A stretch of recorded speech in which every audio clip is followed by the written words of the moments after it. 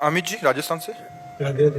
राधे राधे महाराज जी। महाराज जी, हम लाडली जी की कृपा से सही रास्ते पे चलने का प्रयास कर रहे हैं, पर कई बार हमारा बुरा करने चाहता है कोई, फिर हमारे साथ बुरा व्यवहार करता है तो हमारा संयम टूट जाता है। महाराज जी, हमें सामने यही वाले तुम्हारी परीक्षा है, सही चलने की यही परीक्षा है। जब हम सही चलें और हमें गलत कहा जाए और हम अपने मार्ग से हिले नहीं, हमारे साथ गलत किया जाए, गलत कहा जाए और हम सही चल रहे हैं, हम सही ही चलें, यही हमारी परीक्षा है।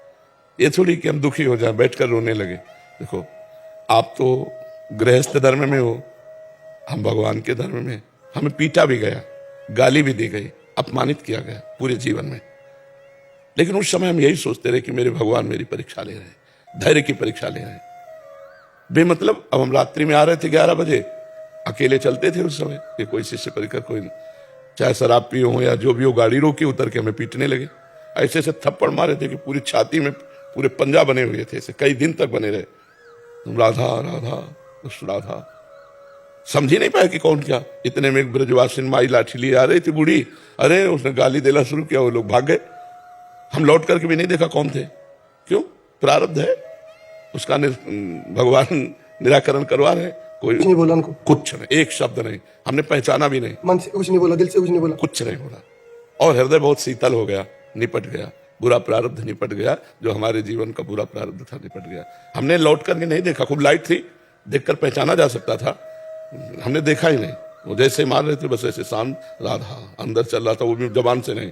और हमें पद है, जो पद गा रहे थे अंदर, वो हमें बिल्कुल पूरा ध्यान है कि हमारी इस लाइन पे थप्पड़ पड़ा था। कौन सा पद था वो? आवत्सी वृषभानु दुलारी रूप रास यति चतुर शिरोमन अंग अंग सुकुमारी, तो कहा ले हम पूजा दे। गर्मी का समय था तो अचला उतार के ऐसे कांधे में डाले हुए थे, कमंडल और छड़ी थी, हमारे हाथ में डंडा था। वो हमें मार रहे थे, हमने ऐसे भी नहीं किया, ऐसे भी नहीं किया कि बचाव पक्ष में किया हो, ना विरोध पक्ष में कुछ, बस शांत थे, ना उनको लौट के देखा।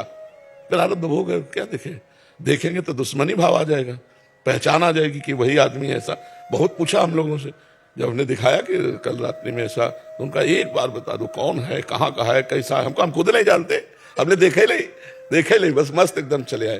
तो यदि हम सतमार्ग में चल रहे हैं और अच्छे मार्ग में चल रहे हैं, कोई हमारे साथ बुरा कर रहा है, तो जरूर हमने बुरा किया होगा, उस बुरा का निर्णय हमको भोगना पड़ रहा है। चुपचाप भोग लो, अच्छे मार्ग में चलते रहो।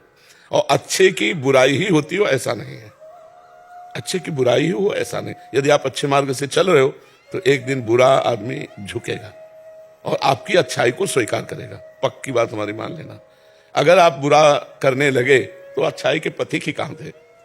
आप अपनी अच्छाई ही करते रहिए, वो बुराई करता रहे तो हार जाएगा। एक नाथ जी महाराज स्नान करने जा रहे थे गंगा, स्नान करके आए तो एक विधर्मी का ऊपर मकान था गली के, थूक दिया ऊपर उनके ऊपर। फिर वो स्नान करने गए, फिर वो आया, थूक दिया, 100 बार थूका। वो ना ऐसे हेरे ना कुछ, बस वहीं से लौट जाते, स्नान करके आ जाते। उसके मन में बड़ी ग्लानि हुई कि एक साधु को हम, वो नीचे आए, साष्टांग दंडवत हुए और बोले महाराज मुझे क्षमा करो, मैंने 100 बार आप पर थूका, लेकिन आपने ना क्रोध दिखाया ना हमारे। बोले भैया क्रोध तो तब दिखाऊं जब आपने हमारा बुरा किया हो। एक दिन में एक बार स्नान करता था, आपकी कृपा से 100 बार स्नान हुआ, इसमें तो आपकी कृपा हुई, इसमें आपने बुरा कहां किया। ये अच्छाई का मार्ग है। वो उसी दिन से बदल गया। जब हम अच्छाई पे चलेंगे तो बुराई बहुत हल्की होती है, अच्छाई बहुत गरू होती है। हाँ, ये जरूर है कि अच्छाई पर टिके रहना बहुत कठिन होता है, क्योंकि बुराई जब अपना प्रभाव दिखाती है तो हमें खुद अपनी अच्छाई पर विश्वास, लुटने की संभावना होती है, हटने की संभावना। अच्छाई को पकड़ो तो फिर पकड़े रहो, कुछ भी हो परिणाम देख लिया जाएगा। तो बुराई करने वाला भी अच्छाई पे आ जाएगा। जब जब अच्छाई ने अपना कठोरता से नियम पालन किया है तो बुराई को नष्ट होना पड़ा है और बुरे लोग अच्छे बने हैं। तो इसलिए हम ये ना सोचे कि हमारी बुराई हो रही तो हम अपने अच्छे मार्ग से हट जाए या बैठ के रोने लगे, दुखी हो जाए, ऐसा नहीं। महाराज जी, आपके जीवन का कोई अनुभव, आपसे कोई बहुत विरोध करता हो या द्वेष भाव रखता हो और बाद में आपका? हाँ, पास में एक संत रहते थे, तो जैसे कुछ लोग आते ही थे, तो 2 लोग 4 लोग आए, तो जब आते थे तो सेव है, संतरा है, ये वस्तुएं, और उनका सामने कुटिया थी, तो जब देखते तो उनके हृदय में जलन होती थी, ईर्ष्या होती थी कि मेरे पास लोग आते नहीं। तो हम रोज उनको प्रणाम करते और जो वस्तु हमारे पास आती पहले उनके पास भिजवाते। लोगों के चले जाने के बाद अच्छी अच्छी वस्तु उनके पास, तो काफी दिन तक उनका द्वेष बढ़ता रहा। और जब हमारा रोज प्रणाम और कोई द्वेष नहीं, तो इतनी मित्रता वो करने लगे मतलब इतना दैन्य होकर मिलने लगे कि जैसे एक बहुत पुराना मित्र मिलता है। महाराज जी, पर इससे धैर्य तो ये साधन और नाम जब से ही मिलता है। हाँ, हमें दूसरों के सुख की तरफ देखना है। जो हमारा विरोध कर रहे हैं उनके सुख की तरफ देखना है। जो हमारा विरोध कर रहे हैं, हमारी निंदा कर रहे हैं, उनकी निंदा नहीं करनी। हमें उन पर विचार करना है कि वो ऐसा क्यों बोल रहे हैं। अगर मेरे में कमी है और वो मैं सुधार करूं और उनकी निंदा बंद हो जाए तो हमें करना चाहिए। और अगर मेरे में कमी नहीं है और वो निंदा कर रहे हैं तो फिर भगवान जाने, फिर हम उनका विरोध तब भी नहीं करेंगे।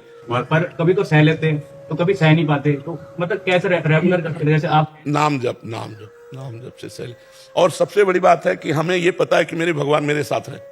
अगर मुझे थप्पड़ मारेगा कोई तो मेरे भगवान के आदेश से मारेगा, और अगर भगवान के आदेश से मारता है तो मुझे सर झुका देना चाहिए। जैसे कभी कोई मार देता है तो कभी सह लेते हैं, पर फिर दोबारा ऐसे होता रहता तो फिर ऐसा नहीं होगा कि हर रविवार को पिटेगा,